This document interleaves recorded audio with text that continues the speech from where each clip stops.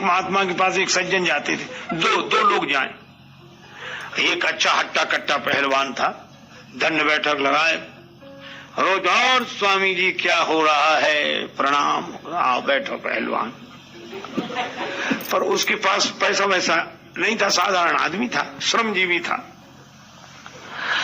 और वो बैठते ही कहता, क्या बताएं गुरुजी, भगवान ने हमको गरीब बनाया, रोज करो रोज खाओ, पैसे 4 पैसे हैं नहीं। अगर मेरे पास पैसा होता तो आपको चिंता नहीं करने देता, आपके आश्रम की सब सेवाएं गतिविधियां मैं चलाता, मैं देता, बिल्कुल देता। और लोग भी कैसे हैं, जिनके पास है देते ही रहते। अगर मेरे पास होता तो जरूर देता महाराज, क्या बताएं, तो भाग्य की बात है, भगवान की इच्छा। गुरुजी मुस्कुराए, चल ठीक है, ठीक, बैठा रहे। वो जाता तो एक सेठ जी आते, वो करोड़पति थे, उनके पास बचता तो बहुत था, पर शरीर इतना दुर्बल था कि खाने को पचता नहीं था। 2 तरह के लोग हैं समाज में, कुछ लोगों को खाने को बचता नहीं है और कुछ लोगों को खाना पचता नहीं है।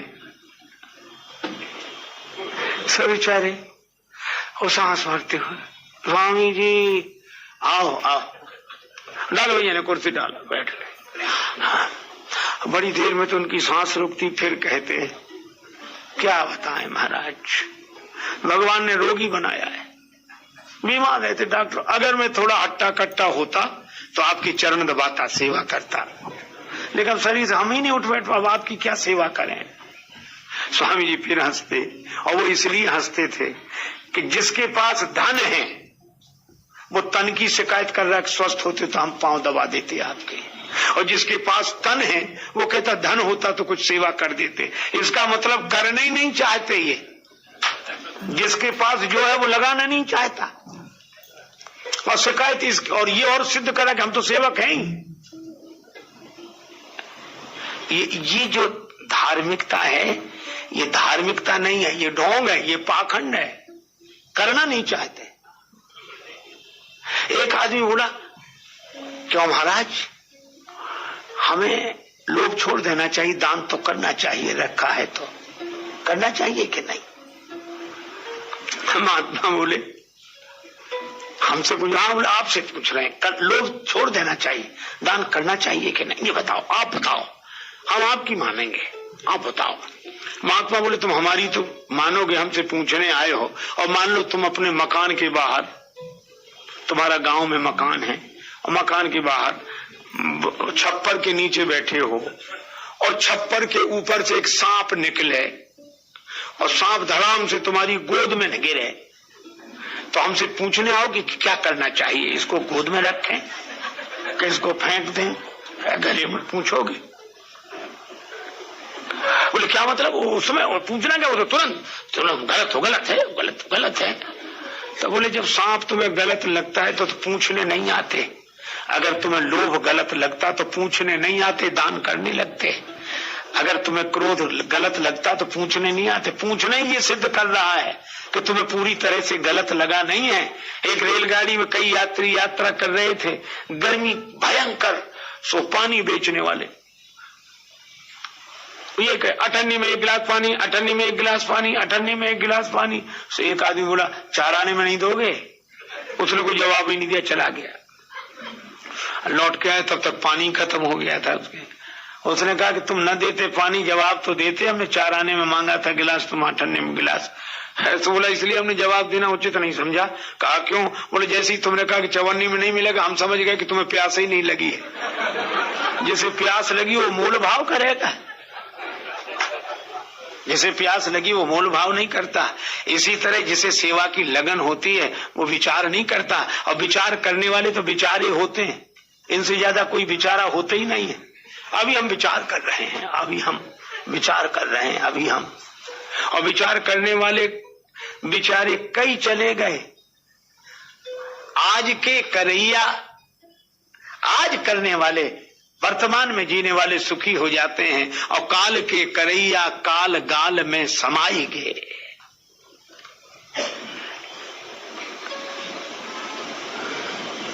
श्रीमान को फिक्र थी एक एक के 10-10 कीजिए, श्रीमान को फिक्र थी एक एक के 10-10 कीजिए, मौत आ पहुंची कि हजरत जान वापिस कीजिए।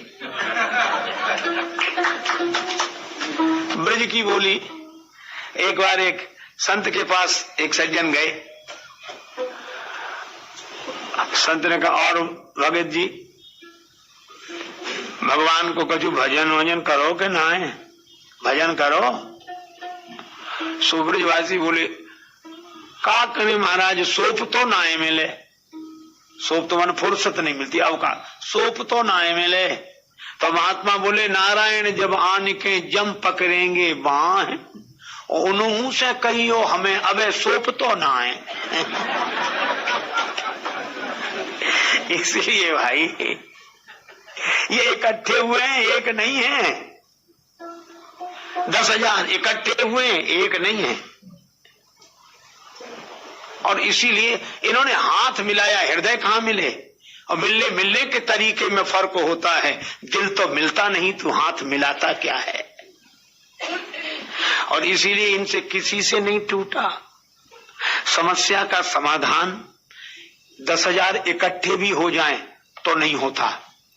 और धर्म का जीवन जीने वाला एक गुरु भक्त हो तो समाज की समस्या का समाधान हो जाता है। ये रामचरितमानस का संदेश है। अब नहीं टूटा तो बैठ गए सब। अब जनक जी ने देखा व्यवस्था बिगड़ गई। क्यों बिगड़ गई? राम जी चुपचाप बैठे और ये लोग चुपचाप बैठ नहीं रहे। कभी कभी गड़बड़ी तब भी होती कि जिससे काम हो सकता वो करता नहीं है, और जिससे काम नहीं हो सकता वो बिना किए मानता नहीं है। अच्छा, आजकल लोग उसी के बारे में बता रहे जिन्हें खुद उसके बारे में पता नहीं है। देखो, एक चीज है ऐसी जो सबसे ज्यादा दी जाती है।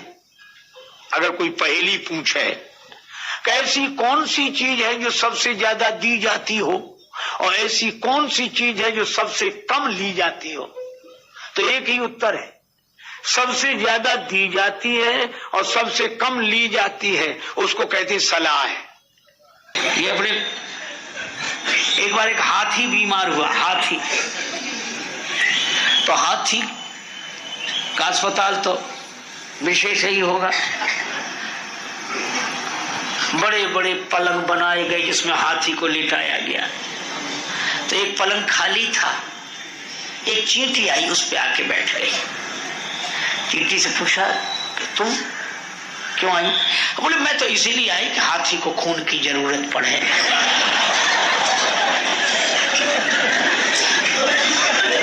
एक हाथी की सूंड पर चींटी चढ़ रही थी सामने से, तो दूसरी चींटी ने दौड़ लगाई, वो पूंछ पर से चढ़ने लगी। तो कहिए क्या करे? बोले देख रहे हो सूंड पे चढ़ रही है, तो तुम पूंछ से क्यों चढ़ रही हो? बोले हाथी का संतुलन न बिगड़ जाए। चींटियां हाथी का संतुलन बनाती।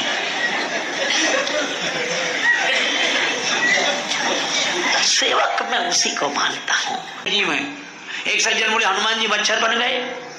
हम कहा नहीं, बन नहीं गए, उनके जैसे अपने को मान लिया। अरे बोले वो छोड़ो, सीधी बात बोलो। हम लोग सीधी क्या बोले, जब हनुमान जी मच्छर बन गए तो अंगूठी कहाँ गई जो राम जी ने उन्हें दी थी कि सीता जी को दिया था? क्योंकि मच्छर से अंगूठी तो बड़ी ही होगी, और मच्छर कैसे अंगूठी को पकड़ेगा? हमने कहा देखो, भगवान की अंगूठी है, वो बोलती है, दिव्य भूषण है। बोले बले मुंदरी सानुज कुशल कौशल पाल, गीतावली में वर्णन है। सीता माता अंगूठी से वार्ता करती है, मुद्रिका उत्तर देती है।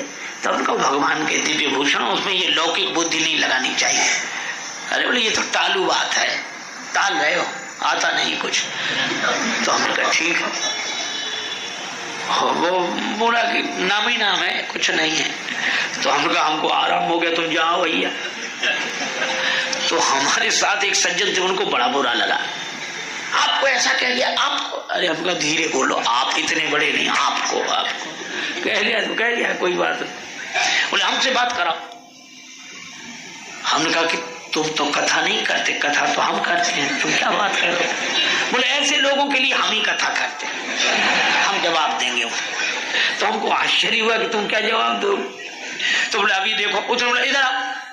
हाँ बोले बोलो, क्या पूछ रहे थे महाराज से? अंगूठी कहाँ गई? हनुमान जी मच्छर बने तो। बोला हाँ यही तो बताओ। सो बोला वो आदमी बोला सुनो, लंका में सब 52 गज के, ऐसी कहावत है। बोला हाँ है, और रामचरितमानस में प्रमाण है। नाथ भूधराकार शरीरा कुंभकर्ण आवतरण धीरा। कुंभकर्ण माने पूरा पहाड़, और रावण के लिए धरे प्राण कज्जल गिरी, इतना बड़ा पहाड़। तो लंका में जितने थे पहाड़ के समान शरीर वाले थे। बोले हाँ पहाड़ के समान। तो बोले जब वहां इतने पहाड़ जैसे शरीर वाले थे तो हमारे तुम्हारे शरीर में लगने वाले मच्छर क्या बिगाड़ेंगे उनका? तो उनके शरीर के साइज से मच्छर होने चाहिए कि नहीं? तो बोले हाँ ये बात तो है। तो बोले जब पहाड़ जैसे शरीर थे तो मच्छर कम से कम बिल्ली जितने बड़े तो होंगे। बोले हाँ होंगे। बोले फिर तो अंगूठी की कोई समस्या नहीं है। बोले फिर नहीं। बोला ये बात ठीक है। वो हमसे बोला महाराज समझा दिया हमने। उनके धन्य है तुम्हारी समझ, बहुत बढ़िया समझ। एक दुकानदार की दुकान में घुस गए, महात्मा को देखो उसने प्रणाम किया। महात्मा बोले ये दुकान क्यों चलाते हो? वो घबराया, ऐसा सवाल तो किसी ने नहीं पूछा था, ये दुकान क्यों चलाते हो? सोड़ा महाराज पैसा कमाने के लिए। अच्छा दुकान चलाते हो पैसा कमाने के लिए, ठीक है, पैसा क्यों कमाते हो? महाराज परिवार के लिए। अच्छा दुकान चलाते हो पैसा कमाने के लिए, पैसा कमाते हो परिवार के लिए, परिवार पालने के लिए। हाँ परिवार क्यों पालते हो? बोला महाराज जीने के लिए। महात्मा बोले बिल्कुल ठीक, दुकान चलाते हो पैसा कमाने के लिए, पैसा कमाते हो परिवार पालने के लिए, परिवार पालते हो जीने के लिए। हम आखिरी सवाल पूछते हैं जीते क्यों हो? और उसके पास इसका कोई जवाब नहीं था, और हमारे पास भी कोई जवाब नहीं। ये दुकान तो चल रही है पर ये जीवन किस लिए है? और जिसे जीने का ढंग याद आ जाएगा वही है राम काज कीने बिना मोह कहाँ विश्राम। हम सीता माता की खोज करने जा रहे हैं, अर्थात जीवन में शांति मिले।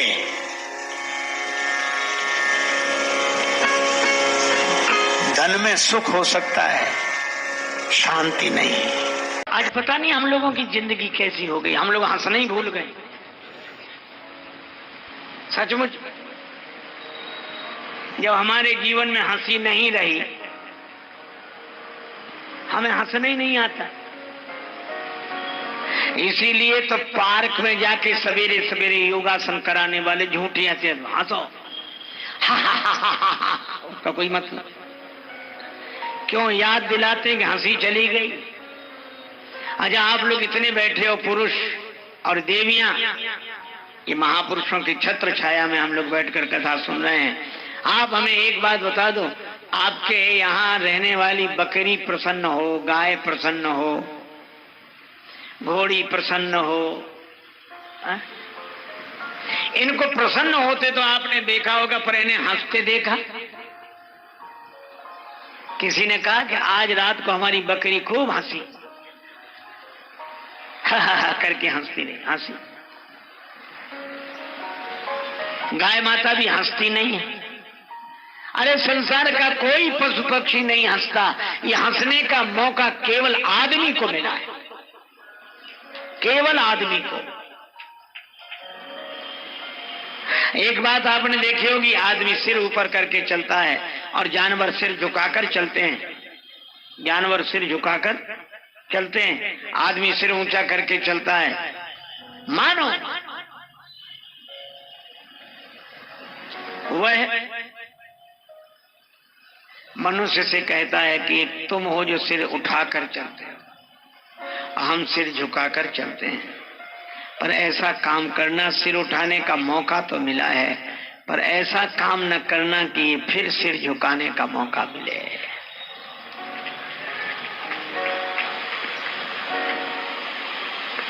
इसलिए हंसने का मौका मिला है, हंसे, पर दूसरों पर नहीं।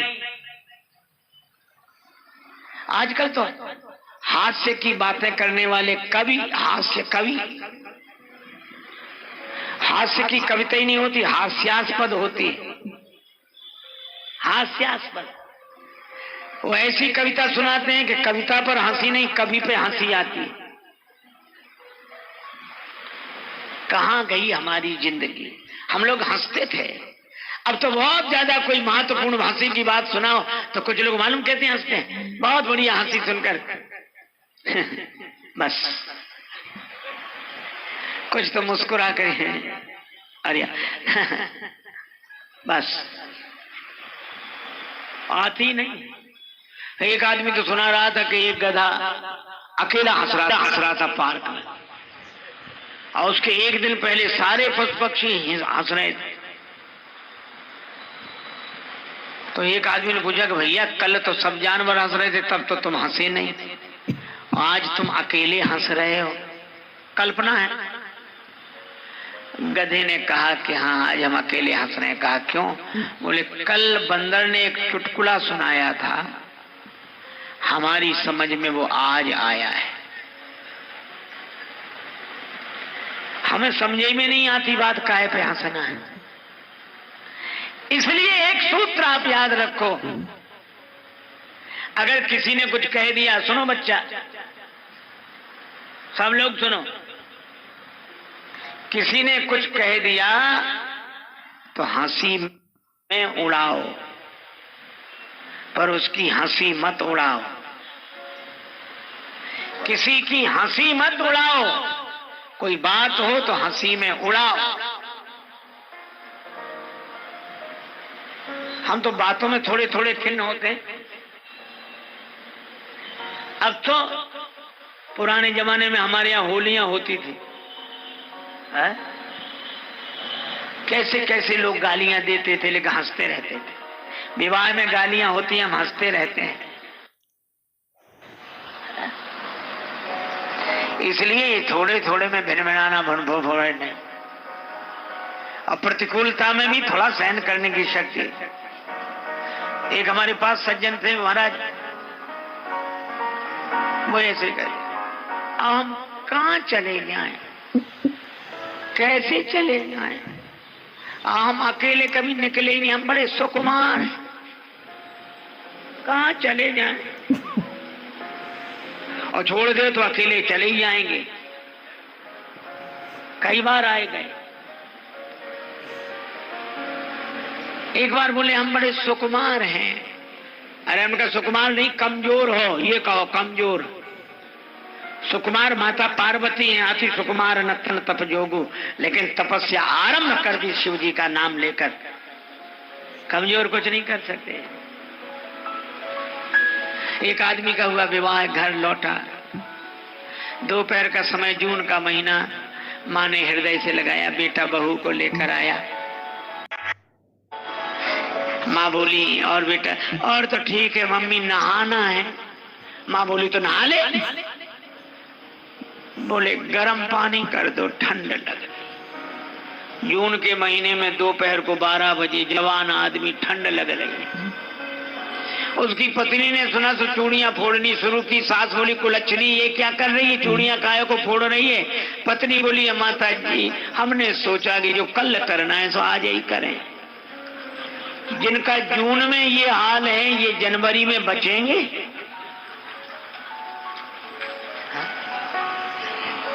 एक आदमी कोट, दर्जी के पास जाओ तो क्या कहते हैं ऐसे लोग जो कमजोर दुबले पतले, कोट का नाम, मुड्ढे जरा ऊपर कर दें, मुड्ढे, ये कंधे ऊपर। कैसे हो जाएंगे ऊपर जब है ही नहीं? तो एक काम करना, क्या रुई डाल देना, बकरम कहते हैं, बकरम रुई डाल देना। अब उसमें भीतर तो कुछ नहीं, रुई भरी कंधे देख तो रहे हैं, लेकिन किसी से लड़ाई हो जाए तो ये रुई के कंधे काम आएंगे?